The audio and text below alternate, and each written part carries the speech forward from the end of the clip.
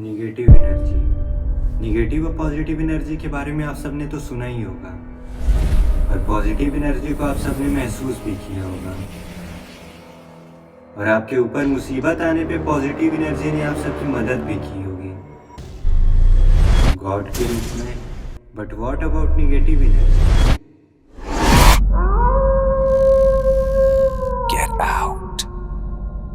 Leave this place. मैं एक story बताने वाला हूँ एक लड़के के बारे में जिसका निगेटिव एनर्जी से सामना हुआ। इस स्टोरी को बताते हैं मेरे एक दूर के रिश्तेदार के लड़के जो कि वेस्ट बंगाल साइड से बिलोंग करते हैं। और ये स्टोरी बताने से पहले उन्होंने मुझसे एक बात बोला कि इस वीडियो में मेरा नाम नहीं आना चाहिए, और मैं उनका भी नाम नहीं बताऊंगा जो इस घटना में शामिल था। उन्होंने क्यों नहीं मुझे ये सब बताया, मैं जानने की कोशिश किया, बट उन्होंने नहीं बताया। पर मुझे आप सबके लिए एक स्टोरी चाहिए थी, और नाम ना बताना ये सब एक प्राइवेसी पे बात उठती है, तो मैंने इस सब के बारे में जानने की कोशिश नहीं की। मैंने उनसे स्टोरी वो पूछ लिया। ये सबको साइड में रखकर आते हैं मेन स्टोरी पर। बताते हैं कि उनका दोस्त अपने बुआ के लड़के के साथ अपने बड़े पापा के लड़के के घर जाता है, जो कि उनका घर वेस्ट बंगाल के साइड रहता है। के बड़े पापा के लड़के वेस्ट बंगाल के एक कार्डियो सर्जन होते हैं, और वो एक फ्लैट में रहते थे, फ्लैट नंबर 303। उनका दोस्त अपने बुआ के लड़के के साथ निकल जाता है अपने बड़े पापा के लड़के के घर।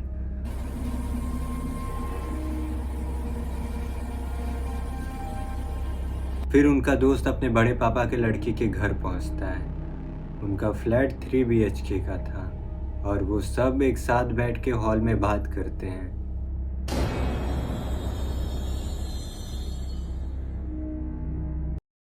और तभी बात कर ही रहे होते हैं तो उनके बुआ के लड़के को लगता है कि वो सामने वाले कमरे में कोई चल रहा है।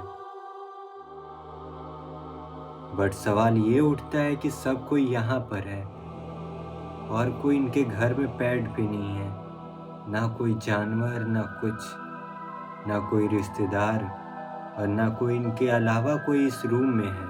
और जो भी इस रूम के सदस्य हैं ये हॉल में आकर बैठे हैं,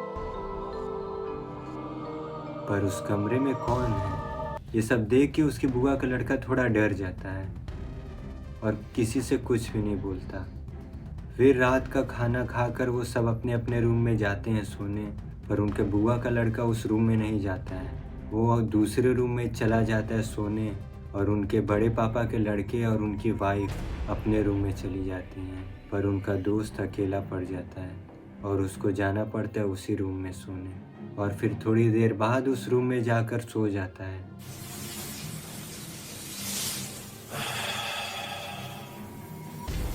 पर उस रात को तो उस कमरे में उसके साथ कुछ नहीं होता, और अगली सुबह निकल जाते हैं बंगाल के पहाड़ियों के साइड घूमने।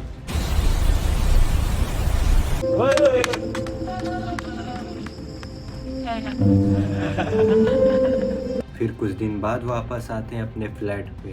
कुछ दिन सफ़र के दौरान थके होने के कारण रात को वो सब जल्दी चले जाते हैं सोने, पर उसके बुआ के लड़के को पता था कि उस रूम में तो कुछ है। वो उस दिन भी उस कमरे में नहीं जाता है सोने, पर उनका दोस्त अकेले चला जाता है।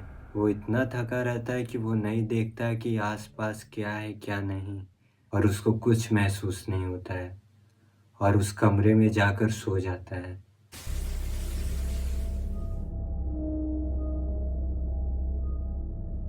पर आधी रात को उसको लगता है कि उसके रूम का दरवाज़ा कोई खोलता है,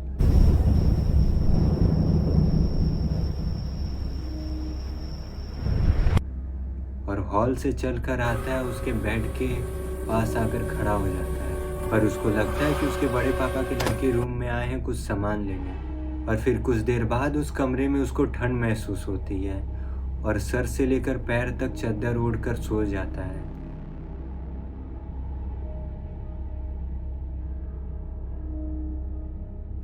और फिर कुछ ही देर में उसको लगता है कि उसका पैर कोई दबा रहा है, और धीरे धीरे उसके ऊपर कोई चढ़ रहा है। और कुछ मिनटों में लगता है कि उसके कोई चेहरे के सामने कोई और चेहरा आ गया है, पर वो चादर ओढ़ा था इसलिए उसको उसका फेस नहीं दिख रहा था, पर ऐसा महसूस हो रहा था कि ठीक उसके ऊपर कोई है।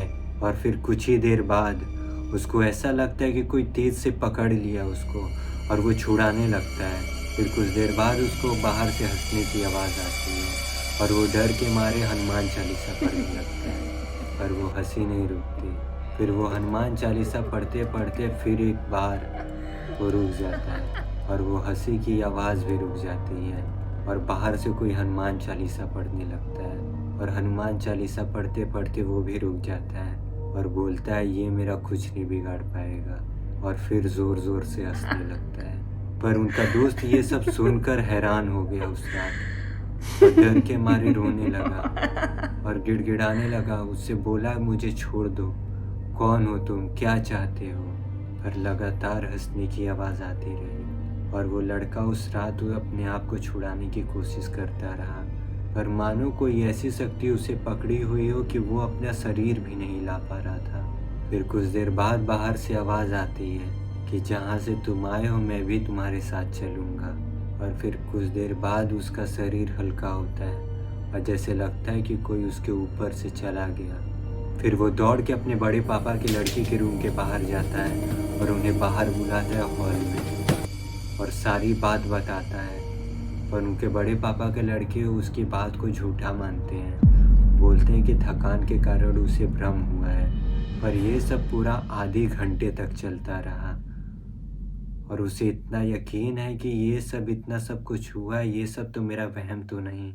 और वो इतना डरा हुआ था कि वो चाहता था कि कैसे भी करके इस रात को मैं इस फ्लैट से बाहर निकलूं, पर उसके बड़े पापा के लड़के उसे दिलासा दिलाते हैं कि ऐसा कुछ भी नहीं है और वो पूरी रात उस दिन सोता नहीं है और उसी हॉल में अपने बड़े पापा के लड़के के साथ बैठा रहता है। और उसके बड़े पापा के लड़के अपनी वाइफ को और अपने बुआ के लड़के को कुछ भी नहीं बताते और अगली सुबह अपने बुआ के लड़के के साथ अपने घर निकल जाता है और घर आते ही अपने एक पंडित से मिलता है और उन्हें सारी ये बात बताता है। और वो बताता है कि बाबा उस रात ऐसे उसने बोला कि मैं भी तुम्हारे साथ चलूँगा, क्या ऐसी शक्ति वापस मेरा पीछा करेगी?